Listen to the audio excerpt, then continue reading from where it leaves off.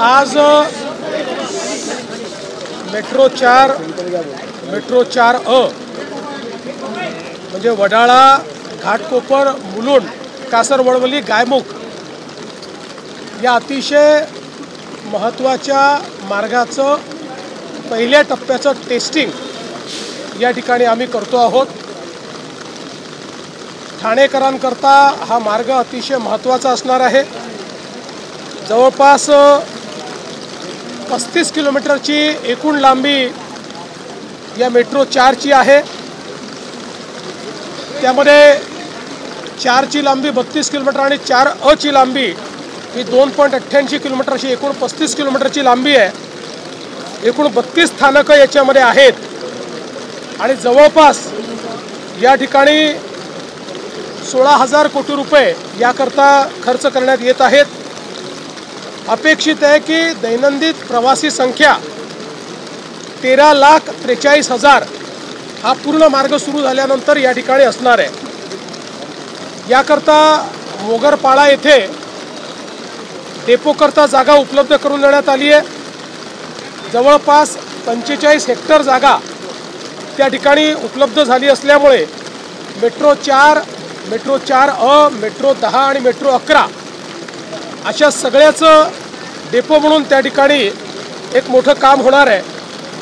या मार्गिकेवरची जी मेट्रो असणार आहे ही 8 डब्यांची मेट्रो असणार आहे आणि विशेषतः याचा महत्त्वाचा फायदा हा आहे की पूर्व उपनगर, पश्चिम उपनगरे, मुंबई शहर आणि ठाणे शहर या सगळ्यांना जोडणारा हा मार्ग होणार आहे आणि पुढे हा मेट्रोचा जो 11वा मार्ग आहे जो वडाळ्यापासून तर CST पर्यंत जातो त्याला देखील हा जोडला जाणार आहे आणि त्यामुळे हा देशातला सगळ्यात लांब मार्ग होईल। 58 किलोमीटरचा हा मार्ग होईल की ज्याच्यामध्ये जवळपास 21 लाख लोक रोज हे प्रवास करू शकतील आणि प्रवासाचा वेळ या मेट्रो मार्गामुळे 50 ते 75% या ठिकाणी कमी होणार आहे आणि विशेषतः एलिव्हेटेड मार्ग असल्यामुळे रस्त्यावरची जी वाहतूक आहे ती देखील याच्यामुळे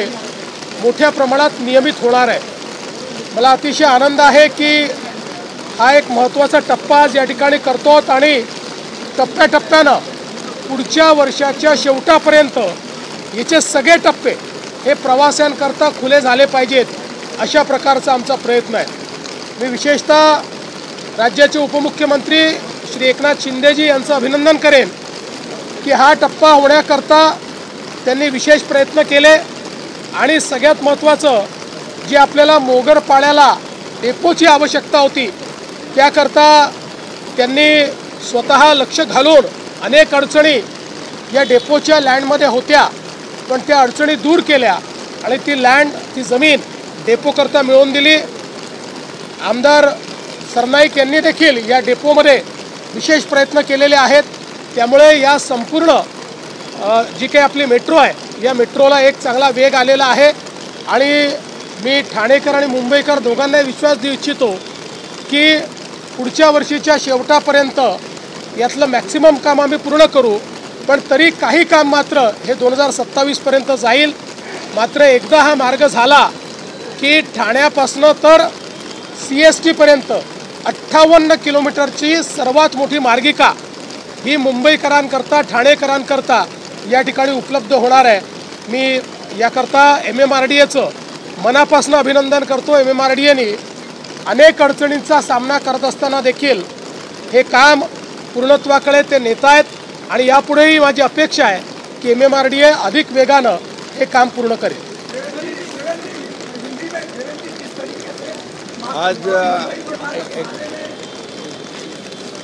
आजचा दिवस ठाणेकरांसाठी अतिशय आनंदाचा आणि ऐतिहासिक आहे कारण ही वडाळा ठाणे, वडाळा कासरवडवली ही मेट्रो याला अनंत अडचणीतून आज आपण इथपर्यंत पोहोचलेलो आहे।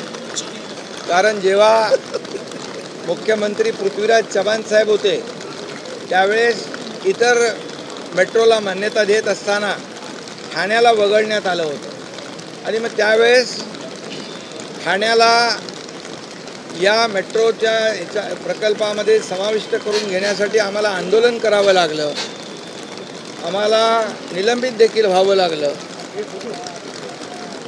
त्यानंतर मुख्यमंत्री देवेंद्रजी 2014ला मुख्यमंत्री झाले, त्यावेळेस खऱ्या अर्थाने या मेट्रोला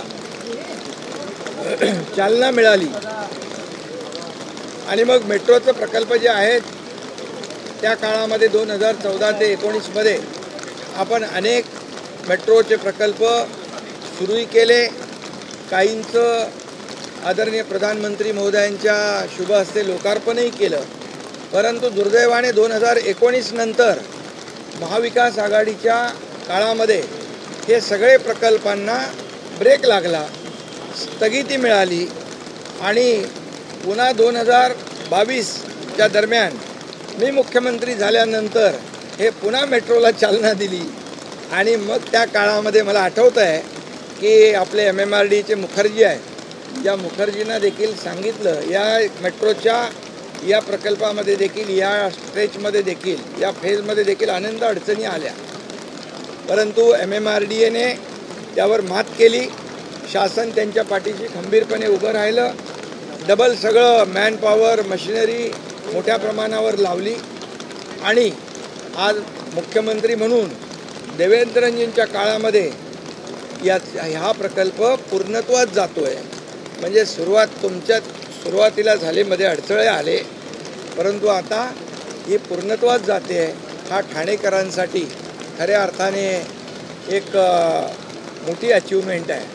आणि मला आपल्या सगळ्यांना माहीत आहे की मुंबई ठाणे जी रेल्वे धावली होती ती 22 सप्टेंबर 1853 साली, 22 एप्रिल का काय ती, आणि आज 22 तारीख आहे. जवळपास 172 वर्षानंतर पुन्हा ही मेट्रो ठाण्यामध्ये धावती आहे. म्हणजे ती रेल्वे होती, आता ही मेट्रो आहे. आणि त्यामुळे हे 10.5 किलोमीटरचं जे अंतर आहे हे आपण आता सुरू करणार आहोत. त्यानंतर गायमुख ते मीरा भाईंदर मेट्रो 10, त्यानंतर पुढे ती मुंबईला जॉईंट होईल. आणि मेट्रो जी इथून कॅडबरी ते आपलं वडाळा ही मेट्रो 11, आणि ह्या सगळ्या CSTपर्यंत आपल्याला जाईल. म्हणजे पूर्णपणे हा लूप तयार होईल. आणि या लूपमुळे ही संपूर्ण एलिव्हेटेड आहे. जसं मुख्यमंत्री महोदय म्हणाले की एवढा मोठा लांबीचा प्रकल्प हा भारतातला पहिला प्रकल्प आहे एलिव्हेटेड.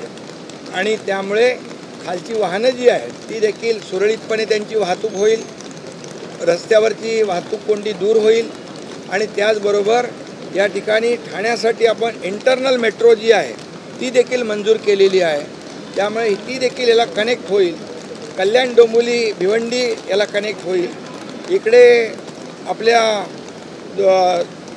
स्वामी समर्थ नगर ते कांजूरमार्गपर्यंत होईल, कापूरबावडी ते कल्याण होईल, गायमुख ते मीरा भाईंदर आणि वडाळा ते छत्रपती शिवाजी महाराज टर्मिनल. हे असं सगळं लास्ट माईल कनेक्टिव्हिटी यामुळे मिळणार आहे. आणि जी लाखो वाहनं रस्त्यावरून जातात त्याला देखील मोठा दिलासा मिळेल. त्यामुळे हा प्रकल्प जो आहे हा अतिशय महत्त्वाचा आहे. 16,000 त्याची किंमत आहे. जवळपास 25 लाख लोक त्याचा प्रवास करतील. आणि या मेट्रोच्यामुळे, या मेट्रो संपूर्ण नेटवर्कमुळे या ठिकाणी रस्त्यावरची मुंबई MMRची ट्रॅफिक कमी होऊन जाईल आणि लोकांना मोठा दिलासा मिळेल, असा हा प्रकल्प आहे.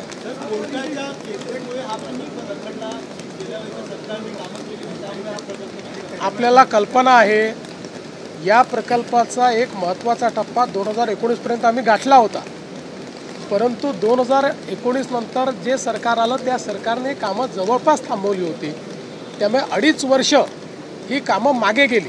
नाहीतर आत्ता आम्ही पूर्ण 58 किलोमीटरचं उद्घाटन करताना तुम्हाला दिसलो असतो. पण दुर्दैवाने आम्हाला ते करायला आता जवळपास 1-1.5 वर्ष, अजून 2 वर्ष लागतील. मगाशी मी बोलताना आमदार प्रताप सरनाईक म्हणालो, ते मंत्री प्रताप सरनाईक पकडलं पाहिजे. मागणी केली तेव्हा आमदार होते, पण आता ते मंत्री झालेले आहेत. आज ये बहुत हर्ष की बात है कि हमारी जो मेट्रो 4 और मेट्रो 4A है, जो वडाला, घाटकोपर, मुलुंड, कासरवडवली, गायमुख, इस प्रकार का इसका रूट है। इसके फर्स्ट फेज़ का टेस्टिंग हम लोग आज कर रहे हैं और धीरे धीरे इस पूरी मेट्रो को हम लोग कंप्लीट करेंगे। करीब 16,000 करोड़ रुपए की लागत से ये मेट्रो बनी है और प्रतिदिन 13 से 14 लाख प्रवासी इसमें प्रवास करेंगे, ऐसा अपेक्षित है। इस मेट्रो के लिए मोगरपाड़ा में 45 एकड़ की ज़मीन पर एक बहुत बड़ा डेपो तैयार किया जाने वाला है। ये depot metro 4, metro 4A, metro 11, metro 10, in सबका एकत्रित इस प्रकार का डेपो रहने वाला है। ये मेट्रो आगे जाकर वडाला से जो हमारे मेट्रो लाइन 11 है उसको ज्वाइन होगी, जो CSTM तक, छत्रपति शिवाजी महाराज टर्मिनस तक जाएगी।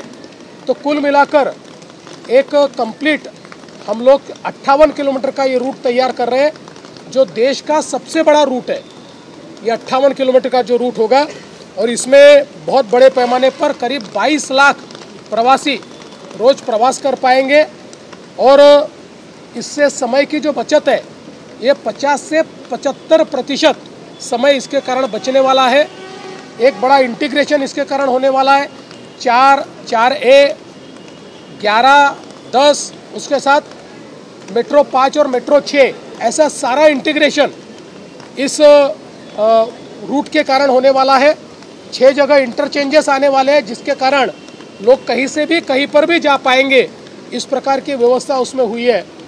प्रधानमंत्री मोदी जी के नेतृत्व में महाराष्ट्र में मेट्रो के निर्माण की जो शुरुआत हमने की थी उसको एक बड़ी गति मिली है।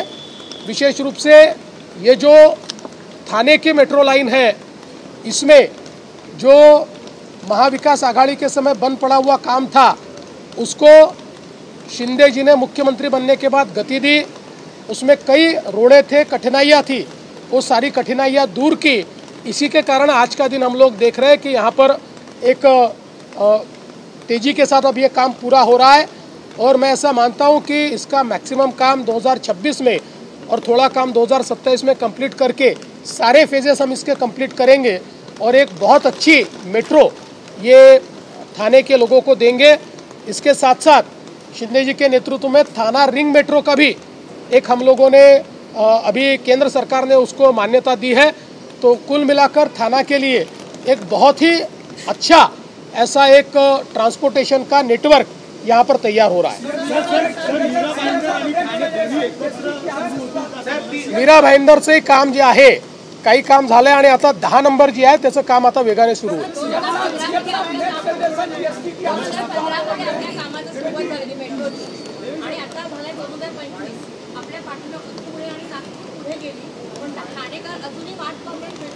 याचं कारण मी तुम्हाला सांगितलं की जर 2.5 वर्ष एखाद्या प्रकल्पाचं काम बंद ठेवलं तर त्या प्रकल्पाची हीच परिस्थिती होणार आहे। पण आता काळजी करू नका, आता जो वेग घेतलेला आहे हा थांबणार नाहीये।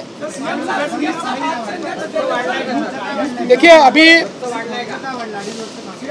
एक निश्चितपणे खर्च तर वाढतोच, त्यामुळे त्याच्या आता जो खर्च वाढलेला आहे, जेवढा महागाईचा निर्देशांक वाढलाय तेवढाच तो खर्च वाढतो। होईल, निश्चित फायदा होईल। जीएसटी मुळे खर्च कमी होईल।